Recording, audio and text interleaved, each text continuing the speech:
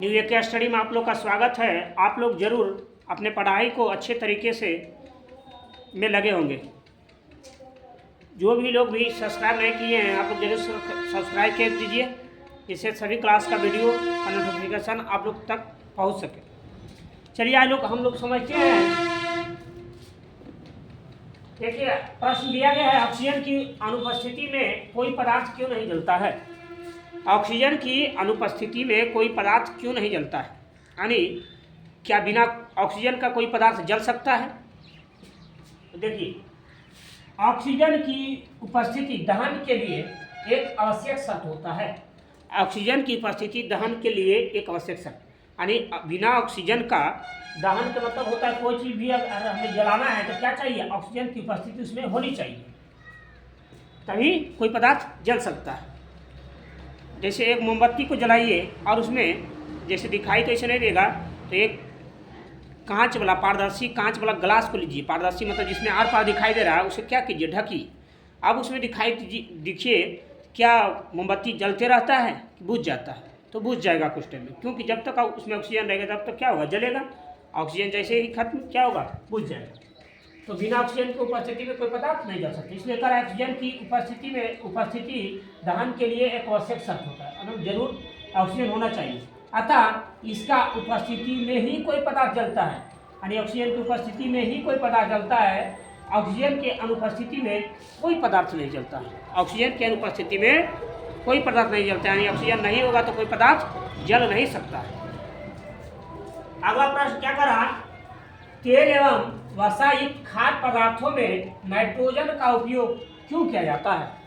तेल एवं वसायुक्त खाद्य पदार्थों में, यानी तेल जैसे पदार्थ या वसायुक्त पदार्थ में क्या होता है, नाइट्रोजन गैस का उपयोग क्यों किया जाता है। जैसे जो दुकान में मिलता है कुरकुरे या पंजाबी तड़का या बहुत प्रकार से पैकेट रहता है, जिसमें क्या होता है कुछ खाने पीने का सामान रहता है, तो उसमें क्या होता है, कौन सी गैस भरी जाती है, नाइट्रोजन गैस।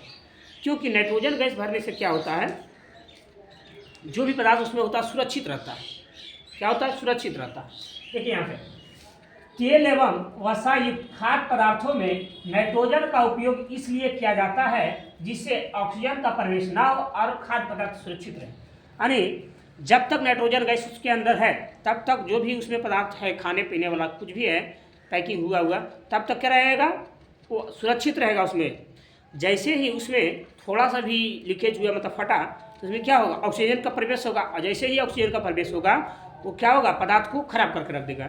जैसे कोई भी एक बिस्किट का पैकेट रहता है, तो बिस्किट का पैकेट जब लीजिएगा दुकान में तो कभी कभी क्या होगा, मतलब कि एक ठो होता है ना कि सही अगर रहता है पैकेट, नहीं थोड़ा सा लीकेज रहता है, क्या होता है उसमें बढ़िया लगता है, मतलब कि टाइट रहता है बिस्कुट जो भी रहता है।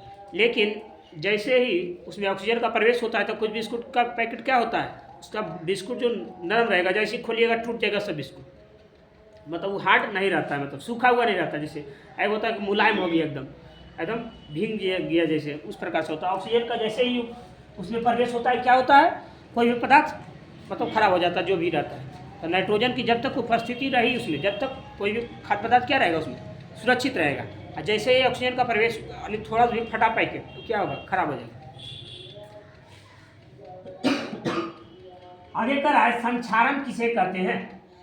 संक्षारण किसे कहते हैं, देखिए किसी धातु पर नमी या अम्ल का आक्रमण होने से, किसी धातु पर नमी या अम्ल, नमी कहे तो शुष्क, जैसे नमी कहे तो शुष्क, जैसे कोई भी धातु को, जैसे लोहा है, वो लोहा को हम क्या करेंगे, ऐसे ही अगर छोड़ देंगे तो क्या होता है, उसमें जंग लग जाता है।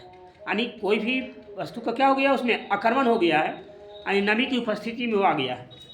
तो नमी, किसी भी धातु पर नमी या अम्ल का आक्रमण होने से पदार्थ संक्षारित हो जाती है। संक्षारित का मतलब होता है खराब हो जाती है, उसके परत पर क्या होता है, अलग अलग धातु पर अलग प्रकार का परत बन जाता है, संक्षारित हो जाता है, उसे संक्षारण कहते हैं। जैसे लोहे के ऊपरी परत पर भूरी रंग का परत बनना, जैसे क्या होता है, लोहा है तो उसके ऊपरी परत क्या बन जाता है, भूरा रंग का परत बन जाता है, जिसे हम जंग कहते हैं। क्या मतलब कहते हैं कि जंग लग गया, लोहा खराब हो गया, लोहा क्या हो गया, खराब हो गया, जंग लग जाता है।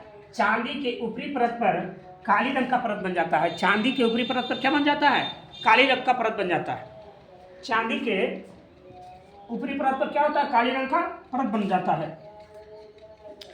और जैसे तांबा हो गया, कांसा के बर्तन में क्या होता है, हरे रंग का परत बन जाता है।